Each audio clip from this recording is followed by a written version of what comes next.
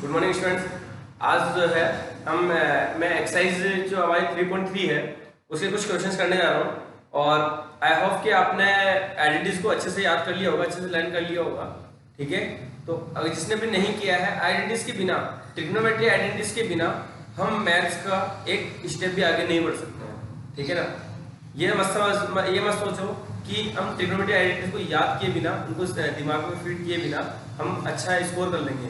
आप only passing marks से ज्यादा नहीं ला पाओगे अगर आप ट्रिग्नोमेट्री आइडेंटिटीज अगर हमारे दिमाग में नहीं है, क्योंकि बेसिक वर्ड्स हैं, बेसिक कैलकुलेशंस हैं और बेसिक थीम है हमारे मैथ्स की, तो ये आपको करनी ही है। ठीक है, तो अब देखो आपका सेकंड क्वेश्चन 3.3 का मैं सेकंड क्वेश्चन ले रहा हूँ। आपका सेकंड क्वेश्चन आपका ये लिखा हुआ और ये फोर्थ क्वेश्चन, तो मैं पहले सेकंड क्वेश्चन कर रहा हूँ। तो देखो ये आपको प्रूव करना है, हमें ये प्रूव करना है दिस इक्वल टू 3/2 लाना है। ठीक है, तो देखो कैसे करेंगे हम। पहले वापस से क्वेश्चन ले रहा हूं मैं, यहाँ लिखिए हम 2 सॉल्यूशन स्टार्ट हो रहा है। यहाँ से आपको लिखना है कैसे 2 वापस से पूरा लिखोगे।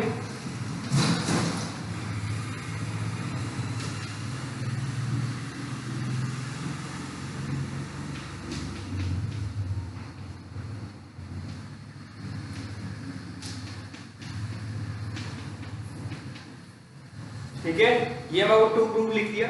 उसके बाद आप लेफ्ट हैंड साइड पार्ट लोगे। प्रूव करना आपको आता है, 10th क्लास में हमने कई सारी चीज प्रूव की है, तो प्रूव करने के बाद आप लेफ्ट हैंड साइड पार्ट लोगे। तो इसका लेफ्ट हैंड साइड पार्ट लिया हमने।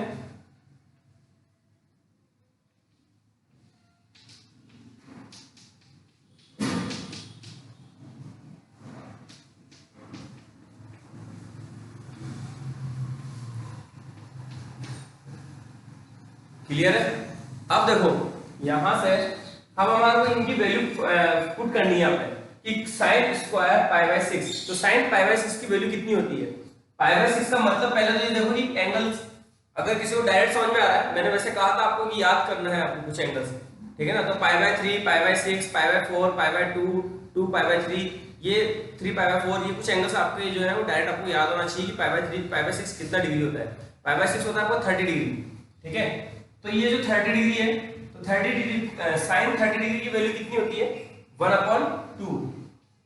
ठीक है, तो जो मुझे डायरेक्ट आता है उसका मैं डायरेक्ट लिख लूंगा, और जिसका डायरेक्ट नहीं आता है फिर हम उसको सोल्व करेंगे। अब यहां पर है आपके cosec 7 π/6 सॉरी cosec 7 π/6। अब देखो अगर आप इसको डिग्री में कन्वर्ट करना चाहो तो डिग्री में कन्वर्ट कर लो, अदरवाइज आप इसको क्या इस तरह लिख सकते हो cosec पाई प्लस π/6। आपको इस तरह कैलकुलेशन करना भी आना चाहिए। अगर इसको समझ में नहीं आया तो पहले डिग्री में कन्वर्ट कर लो, डिग्री में कन्वर्ट करोगे तो ये कितना हो जाएगा? देखो 6 से 3 टाइम और ये हो गया 210 डिग्री। ठीक है, और 210 डिग्री को क्या लिखोगे आप? 180 प्लस 30 डिग्री। ये मैंने वैसे डायरेक्ट पाई के फॉर्म में लिख दिया, मैंने रेडियन फॉर्म में लिख दिया 180 plus 30 degree, pi plus π/6। Clear? तो आप इसको एक बार पाई प्लस π/6 लिखोगे, cosec स्क्वायर पाई प्लस π/6। और ये वाला पार्ट देखो, ये cos 60 है, π/3 लिखा हुआ है, तो ये cos 60 हुआ, और cos 60 की वैल्यू हमें आती है। ठीक है, cos 60 की वैल्यू कितनी होती है? वही अभी जो sin 30 की होती है 1/2, तो ये 1/2 का होल स्क्वायर। क्लियर है? अब देखो आगे इसे सोल्व करना बाकी है हमें। ठीक है, ये हो गया बस 2/4 प्लस यहां पे। अब देखो ये कौन सा क्वाड्रेंट है? थर्ड क्वाड्रेंट है। थर्ड क्वाड्रेंट में cosec क्या होता है? नेगेटिव या पॉजिटिव? थर्ड क्वाड्रेंट में cosec नेगेटिव होता है। ठीक है, लेकिन यहाँ स्क्वायर लगा हुआ है, यहाँ पे क्या लगा हुआ है? स्क्वायर लगा हुआ है, तो जो नेगेटिव वैल्यू आएगी उसका स्क्वायर करेंगे तो क्या हो जाएगा? पॉजिटिव हो जाएगा। फिर भी हम एक बार इसको नेगेटिव लिखेंगे, माइनस cosec π/6 का होल स्क्वायर, और ये इनटू 1/4। क्लियर? ये 1/2 प्लस, अब डायरेक्ट लिख दो आप यहाँ पे कि cosec π/6 की वैल्यू कितनी होगी? आप ये याद करो कि sin π/6 की वैल्यू 1/2, तो cosec पाई बाई 6 की वैल्यू इसका रेसिप्रोकल दैट इज 2, ओनली 2 होगी और 2 का स्क्वायर ये 4। मैं यहाँ माइनस हट गया आपका क्योंकि स्क्वायर लगा हुआ है इसलिए माइनस को हटा दिया और अपॉन 4 1/4। ठीक है, तो ये बचा आपका पास ओवरऑल 1/2 प्लस 1, ये 1 और 1/2 और 1/2 प्लस 1 कितना होता है आपके पास 3/2 equals to right hand side. यही लाना था हमको प्रूव करके 3/2 ही लाना था। ठीक है, क्लियर है। तो इस तरह से जो है आपको वैल्यू, बस आपका काम वही है, आपका 3.2 वाला ही काम है कि आपको किसी भी एंगल की वैल्यू यहाँ पे, बस यहाँ पाई फॉर्म में गिवन है, रेडियन फॉर्म में गिवन है, रेडियन फॉर्म में भी कुछ क्वेश्चन हमने किए हुए हैं।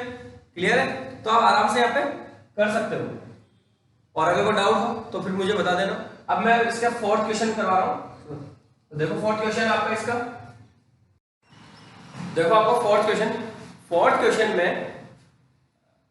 वही आपको 2 लिखा मैंने, ये लेफ्ट हैंड साइड ले ली। तो अब देखो ये 3π/4 लिखा हुआ है, मैंने कहा था आपको ये तो आपको याद होना चाहिए 3π/4। 3π/4 कितना एंगल होता है 135 डिग्री होता है। ठीक है, कितना होता है 3π/4 135 डिग्री। ठीक है, और इसको आप क्या लिख सकते हो 2 sin स्क्वायर पाई माइनस π/4। ये ध्यान रखना है आपको, जो पावर होती है वो इसको इस तरह से होती है पावर। देखो अगर sin स्क्वायर x लिखा हुआ है, इसका मतलब क्या है कि ये sin x का होल स्क्वायर है। समझ में आया? sin स्क्वायर x का मतलब क्या है, sin x का होल स्क्वायर है। ठीक है, तो इसी तरह से यहाँ पे इसको मैंने पाई माइनस π/4 लिखा प्लस ये 2 cos स्क्वायर, इसकी वैल्यू तो डायरेक्ट आती है cos स्क्वायर की। चलो एक बार ऐसे लिख लो, नेक्स्ट स्टेप में सॉल्व कर लेंगे। देखो कौन सा क्वाड्रेंट है आपका, पाई माइनस π/4 180 माइनस थीटा आ रहा है। 180 माइनस थीटा कौन से क्वाड्रेंट को डिनोट करता है, हमारे सेकंड क्वाड्रेंट को। सेकंड क्वाड्रेंट में साइन ऑलरेडी वैसे पॉजिटिव होता है, और पॉजिटिव नहीं भी होगा लेकिन तो भी हमारा स्क्वायर लगा हुआ है, नेगेटिव है या पॉजिटिव है, आंसर आपका पॉजिटिव ही रहेगा ओवरऑल इसका सोल्व करने के बाद, क्योंकि स्क्वायर लगा हुआ है। ठीक है, तो इसका आपका आएगा देखो साइन स्क्वायर π/4 प्लस 2, देखो cos π/4 की वैल्यू पुट कर रहा हूं मैं अपॉन √2। cos π/4 का मतलब कितना 45, π/4 आपको 45 डिग्री, 45 डिग्री की वैल्यू 1/2 का whole square plus sec π/3, sec π/3 sec 60 degree, sec 60 degree की वैल्यू कितनी होती है, sec 60 डिग्री की वैल्यू आपकी cos 60 की याद करो, cos 60 की होती है √3 होती है cos 60 की वैल्यू, cos 60 की वैल्यू 1/2, तो उसका रेसिप्रोकल 2, तो ये 2 का स्क्वायर है। ठीक है, अब देखो ये sin π/4 की वैल्यू आपकी 1/√2 का होल स्क्वायर प्लस ये हो गया आपका 2/2 प्लस ये होता है आपके पास 8 सॉल्व करने पे, और ये भी आपका कैंसिल होकर 1 plus 1 plus 8 that is 10 goes to right hand side. ये लाना था मैं, वो 10 ही लाना था। ठीक है ना, ये आपके पास 10 आ गया। तो इस तरह से आपका ये दोनों क्वेश्चन मैंने करवाया है, और आपका फर्स्ट और थर्ड आपके लिए होमवर्क है। ठीक है ना, question number first and third फिलहाल ये आपका होमवर्क है। अभी और भी कुछ दे रहा हूं, अभी तो ये इसको होमवर्क को नोट करो, आगे देखो अभी और। अब आते हैं क्वेश्चन नंबर 7 में करवा रहा हूं आपको। 6 पे आप खुद फोकस करना, दिमाग लगाना, हमारी कोई ना कोई आइडेंटिटी इसमें अप्लाई हो रही है, और ओनली 1-2 लाइन में आपका आंसर आ जाएगा। ठीक है ना, 6 वाले में ज्यादा टिपिकल नहीं होगा, बहुत इजी है वो, थोड़ा सा दिमाग लगाना, ओनली डायरेक्ट फॉर्मूला अप्लाई होगा और आंसर आ जाएगा। ठीक है, अब देखो 7th क्वेश्चन है, इसमें ये प्रूव करना है आपको। वैसे आप इसको याद ही कर लो कि अगर ये वाली सिचुएशन बनती है, ठीक है, तो आपका ये बड़ा पार्ट आता है, ये एक तरह से आइडेंटिटी भी हमारी है। अब देखो हम प्रूव करेंगे इसको, तो पहले लेफ्ट हैंड साइड लिया मैंने,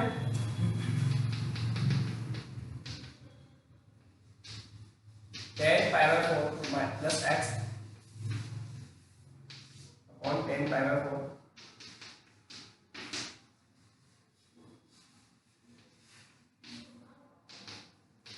ठीक है, ये मैंने लेफ्ट हैंड साइड लिया। अब देखो आइडेंटिटी अप्लाई कर रहा हूं। कौन सी आइडेंटिटी अप्लाई करूंगा इसमें? न्यूमेरेटर में तो देखो आपके अप्लाई हो रहा है 10x प्लस y, समझ में आया आपको? 10x प्लस y वाली आइडेंटिटी अप्लाई हो रही है, और डिनोमिनेटर में आपकी 10x माइनस y वाली आइडेंटिटी अप्लाई हो रही है। क्या होती है 10x प्लस y की identity? 10x plus 10y upon 1 minus 10x 10y। Clear है? ये आपकी आइडेंटिटी है। आइडेंटिटी को हमें कोई लिखना नहीं होता है, प्रूव करने वाले केस में आइडेंटिटी को कहीं लिखना नहीं होता है, ठीक है? अगर लिख भी दोगे तो रॉन्ग नहीं होती, लेकिन आप लिखना जरूरी नहीं होता है। तो ये वाली आइडेंटिटी आपकी किसमें कहां अप्लाई होगी? न्यूमरेटर में, ठीक है? और डिनोमिनेटर में नेगेटिव वाली, माइनस वाले में यहां माइनस आ जाएगा और यहां प्लस आ जाएगा। क्लियर है? तो अब देखो आप, मैं आइडेंटिटी अप्लाई कर रहा हूं, तो इसमें देखो पहले यहां अप्लाई किया मैंने 10 पाई बाय 4। x के प्लेस पे क्या है आपका? कंपेयर करो तो x तो आपका ये है और ये आपका y है, ठीक है?